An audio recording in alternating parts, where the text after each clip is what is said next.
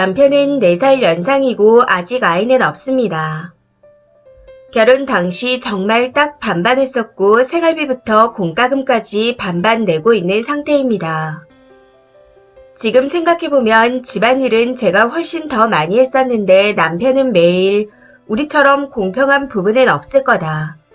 우리처럼 공평하게 살면 싸울 일도 없다. 이런 말을 입에 달고 살았습니다. 그땐 남편을 사랑해서 그런지 그냥 좋은 게 좋은가를 생각해서 이상한 줄 몰랐었는데 지금은 너무 후회가 되네요. 저는 현재 직장에서 잘려 집에서 쉬고 있는 중입니다. 코로나가 터지면서 일거리가 점점 줄어들기 시작했고 얼마 전까지 간신히 버텼었는데 최근 급격하게 안 좋아지면서 일을 그만두게 되었습니다. 그래서 3달이 넘게 백수 생활을 하고 있는 중입니다. 일자리 자체도 거의 없는 데다 취업난도 심해서 집에 있는 상태이죠. 계속해서 일을 구하고 있지만 쉽지가 않더라고요. 그런데 문제는 제가 집에서 놀기 시작하니 남편이 그나마 하던 집안일도 하지 않는다는 거였습니다. 일하느라 힘들다는 핑계로 바로 다 그만둬버리더군요. 그러면서 네가 백수니까 집안일은 다 해야 한다. 나는 힘들게 일하고 오니 쉬어야 한다. 하고 말하더군요. 그래서 그게 맞는 건 줄 알고 집안일을 혼자서 다 했습니다. 그런데 그 고마움은 모르고 매일 밖에서 돈 버는 게 힘들다 생색내고 제가 집에서 노는 것처럼 말하면서 무시하더라고요. 그래서 서서히 마음 한구석에 서운한 감정이 쌓이고 있었죠. 지금 생각해보면 일이 잘리고 자존감이 너무 떨어져 그런 말들에 대꾸도 못했던 제가 참 바보 같다는 생각이 듭니다. 그런데 여기서 더 황당한 건 집안일을 혼자 도맡아서 하는 게 전업주부 아닌가요? 그런 전업주부가 생활비를 내나요? 그동안 남편이 돈을 벌어오니 전업주부가 집안일을 하는 거라 알고 있었는데 남편이 갑자기 이번 달 생활비랑 공과금 왜 안 줘? 하고 말하는 겁니다. 순간 당황해서 아무 말 안 했더니 정말 아무렇지 않은 표정으로 오늘 안에 넣어줘 하고 말하더군요. 그때 화를 냈어야 했는데 또 바보처럼 참고 넘겼습니다. 그렇게 백수가 되고 나서도 한 번도 빠진 적 없이 생활비와 공과금을 반반으로 다 냈습니다. 집안일은 혼자 다 하면서요.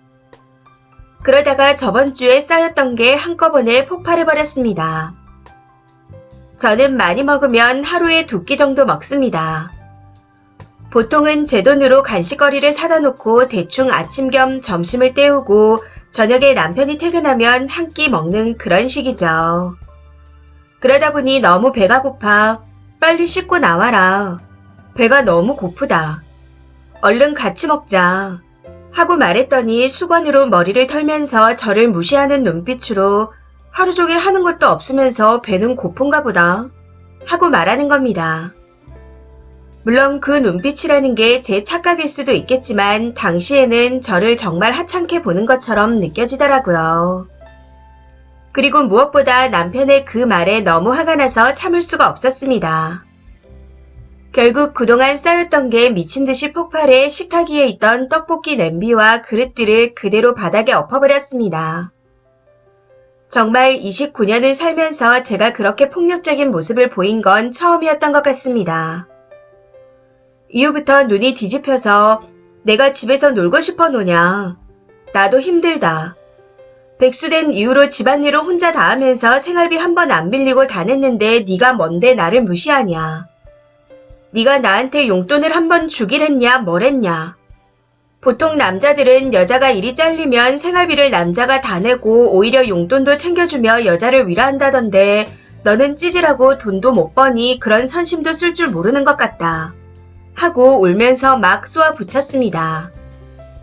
남편도 처음 보는 제 모습에 놀랐는지 계속 듣고만 있었는데 마지막에 찌질하고 돈 못 번다는 말에 눈이 뒤집혀서 일 잘린 한심한 너보단 내가 낫다 하며 버럭 소리를 지르더군요.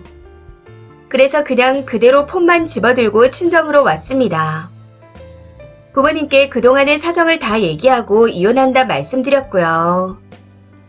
남편에게 무슨 이야기를 들은 건지 늦은 밤 시부모님께 전화가 오기에 그쪽에도 사정을 말했었는데 아무리 그래도 식탁을 얻고 남편한테 그렇게 막말을 하면 되는 거냐 하며 가정교육을 운운하시더군요.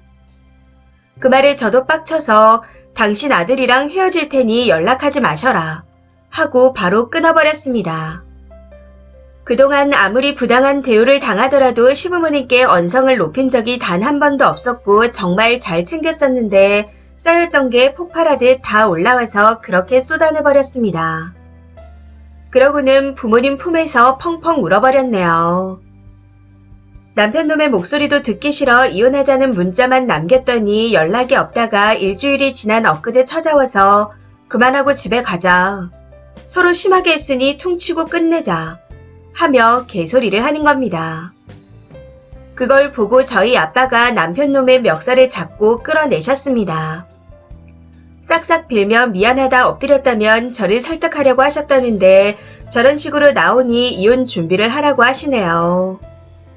저런 놈이랑 결혼해서 망친 제 시간이 너무 아까울 뿐입니다. 그나마 애가 없어서 다행이라고 해야 할까요? 댓글입니다. 첫 번째, 돈도 벌어야 하고 집안일도 해야 하고 저런 놈이랑 관계도 해야 하고 눈치도 봐야 하고 뭐 하나라도 편하고 의지가 되는 게 있어야 사는 거죠. 이혼 축하드립니다. 두 번째, 애 낳고 출산휴가나 육아휴직 받고 집에서 애 키우며 집안이 조금이라도 엉망이 된 날에는 네가 집에서 하는 게 뭐가 있냐. 하루 종일 애 얼굴만 들여다보고 집안일은 도대체 왜 안 하냐. 그럴 바엔 나가서 돈이라도 벌어라 하고 말할 인간입니다. 지금이라도 끝낼 수 있어서 다행이라 생각하시고 힘내세요.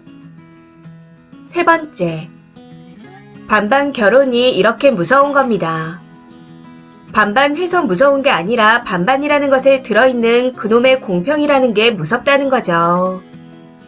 결혼은 서로 힘들고 어려울 때 기대고 보살피기 위해서 하는 건데 처음부터 그놈의 반반 공평 이야기를 하다 보면 님처럼 남편 기대에 본인이 못 미치게 되는 경우 아, 상대가 기우는구나.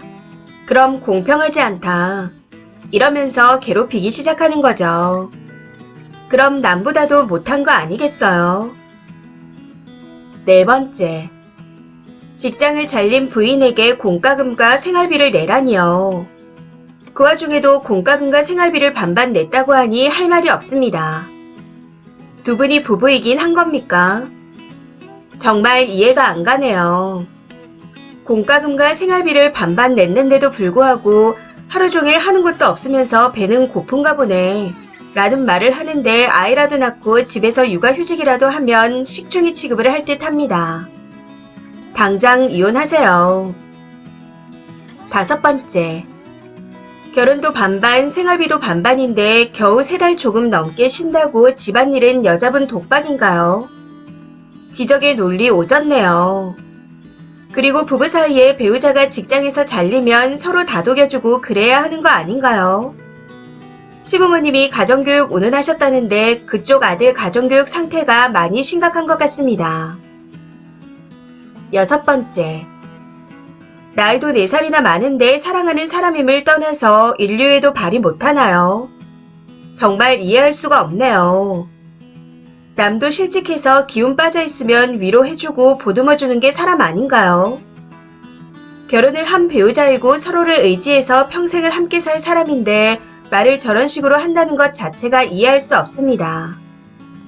글 쓴 분만 안타깝네요. 일곱 번째, 어디서 골라도 저런 놈이랑. 저는 원래 이혼은 권하지 않는 사람인데 저런 성격, 저런 인성을 가진 사람과는 평생 가라고 말 못하겠네요. 사람은 힘들 때 본성이 나온다고 자기밖에 모르는 이기적인 놈인 것 같습니다.